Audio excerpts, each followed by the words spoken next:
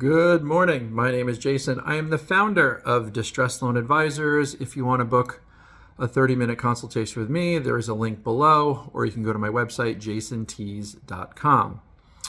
This video is a follow-up on the Hardship Accommodation Program and the fact that they discontinued it, because there is a little bit more information on that I think is worth knowing for people that are interested. So when people are reaching out to the SBA, they are getting emails back from them, and I'll just read it to you word for word. We received your inquiry regarding the Hardship Accommodation Plan, effective March 19th, 2025.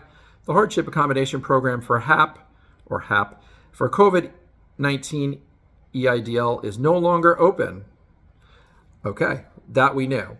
Here's the new part. So instead of calling it Hardship Accommodation Program, they are offering one additional deferment, but it's got a bunch of catches. So I guess instead of calling it the Hardship Accommodation Program, now they're saying the SBA is currently providing short-term payment assistance to borrowers experiencing temporary financial difficulties or cash flow challenges.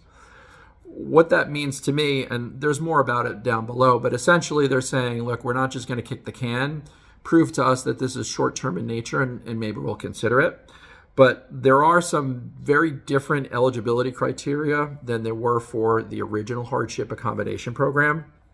And those eligibility criteria are as follows. One, and this is a big one, you have not previously enrolled in or be currently enrolled in the Hardship Accommodation Plan. So if you've ever had one before, you are no longer eligible. So this is only for people who have never had any of the hardship accommodation, starting at the 10% and then the 50% and the 75%. If you've ever had one, you're not eligible.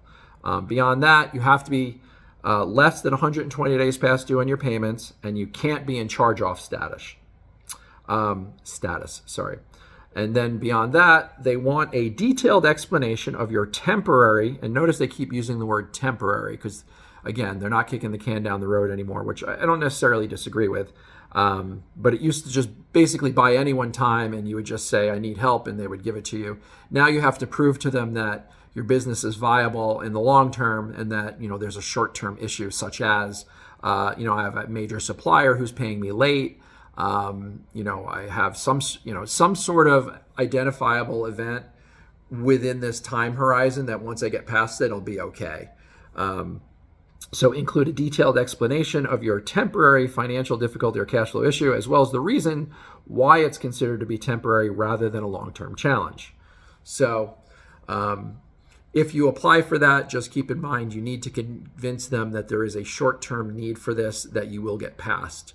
If you just tell them, my business never recovered after COVID, it's unlikely they're going to approve it. So keep that in mind if you apply for something like this. Now, this other part is interesting too. So if you meet these criteria, you can be considered for a one-time 6-month payment reduction at 50%. And then here's the other thing. So you'll note that they originally said you can't be in charge-off status. And people are like, okay, well, what if I am? There's actually a way around that.